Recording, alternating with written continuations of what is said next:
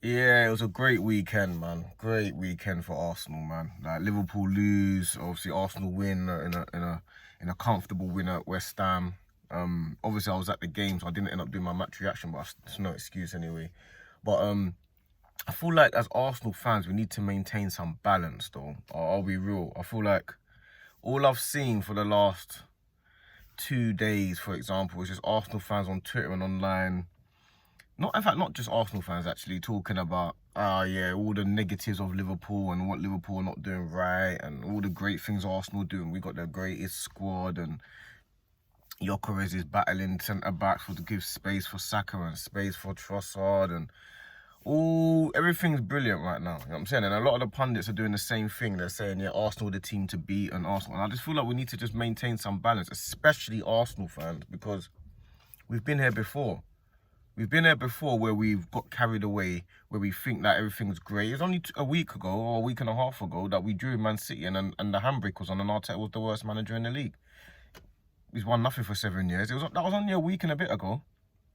Like, literally, a week. We know how quick football can change and the dynamics and the narratives can change, especially when a team wins or a team loses. Like, Liverpool all of a sudden lost to Crystal Palace, lose to Chelsea. Arsenal all of a sudden, last minute goal at Newcastle and then a comfortable win at West Ham. All of a sudden, the narrative has completely changed. Do you know what I'm saying? And the thing is, I remember before the Newcastle game, everyone was talking about this is a must-win game. If not, they're out of the title. That's what I remember. And I was thinking, how can we be out of the title after five games? That's what I was thinking. We're nowhere near out of the title, but that was what the narrative was. That's what the conversation was. And the thing is now, is I don't want it to go, that's one way how mad it is one way. I don't want it to be the same the other way, where we go overboard the other way. Because what we're doing now, we're now saying things like, yeah, it's Arsenal's title to lose and the best squad and everyone the team to beat and we're looking great and we're solid and that. Now we've been looking solid, but we were also looking solid when we only lost to Liverpool 1-0. Because they couldn't break us down. They didn't create any chances apart from a one-day free kick. We were also looking solid when we played Man City and drew 1-1. Because again, that was the team that was really, really solid and it was hard to break down. Yes, they got a goal on the counter, but it was a hard team to break down. So I don't want us to get carried away. I think we need to be a bit careful and a bit smarter than that, man, and not let the narrative change so drastically and let people be able to get like into our game plan. Because yes, we can win the league. Yes, we can. We're playing. We've got ourselves top of the table. We're not like we're top by 10 points or 15 points. It's a couple points. And not only that as well, we're looking at it like Man City have lost a couple of games as well. But Man City are what, 2 points or 3 points behind us.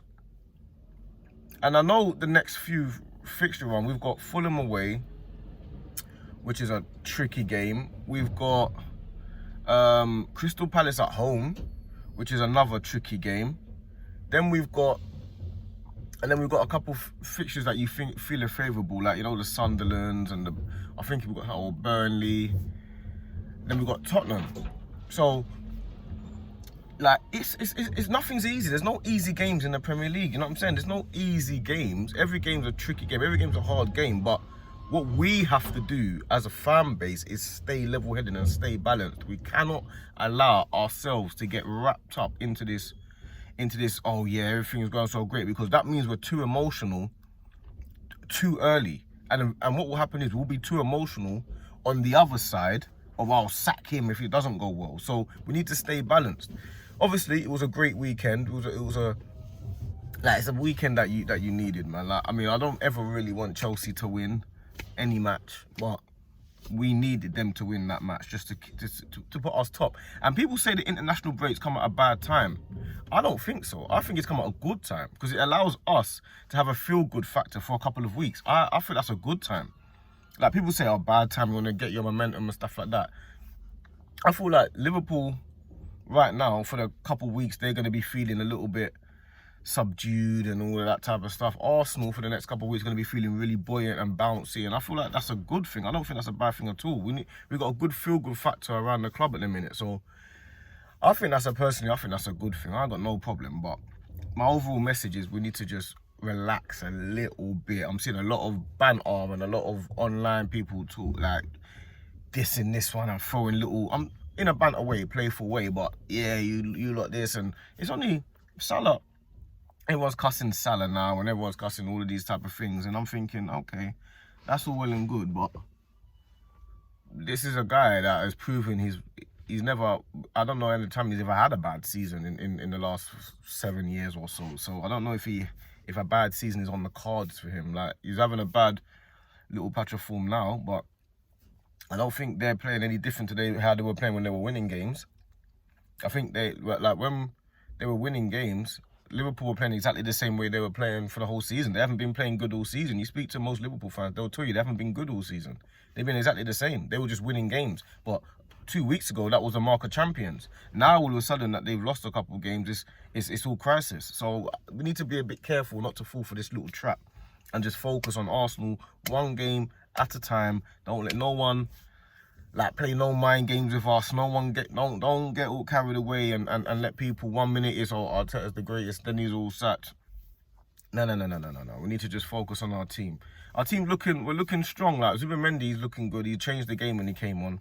Like when you're at the game, you can really see the difference he made when he came on the pitch. And I didn't want him to start on the bench. Like the Odegaard and Eze thing in the middle, I don't think that really worked. I mean, obviously they got to work at it still, but it didn't really work because it wasn't that creative. We didn't really create that many chances.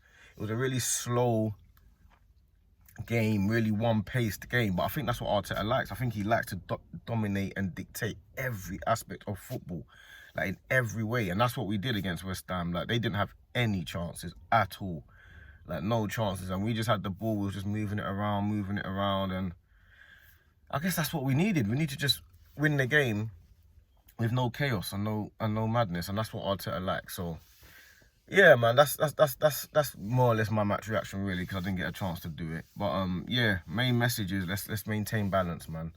Like we've got to maintain balance and stay focused, and we got to do our job as fans and YouTube streamers as well. You know what I'm saying?